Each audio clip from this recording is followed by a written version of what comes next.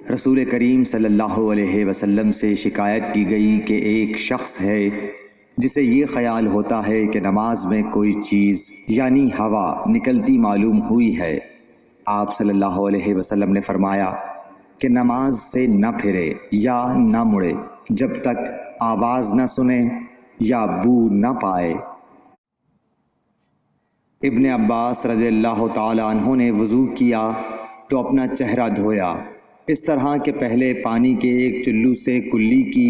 اور ناک میں پانی دیا، پھر پانی کا ایک اور چلو لیا، پھر اس کو اس طرح کیا یعنی دوسرے ہاتھ کو ملایا، پھر اس سے اپنا چہرہ دھویا، پھر پانی کا دوسرا چلو لیا اور اس سے اپنا داہنا ہاتھ دھویا، پھر پانی کا ایک اور چلو لے کر اس سے اپنا بایاں ہاتھ دھویا، اس کے بعد اپنے سر کا مسح کیا، پھر پانی کا چلو لے کر داہنے پاؤں پر ڈالا اور اسے دھویا،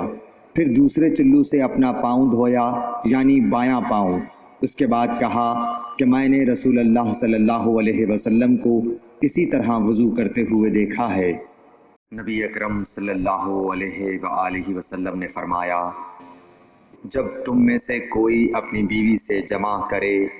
تو کہے اللہ کے نام کے ساتھ شروع کرتا ہوں، اے اللہ ہمیں شیطان سے بچا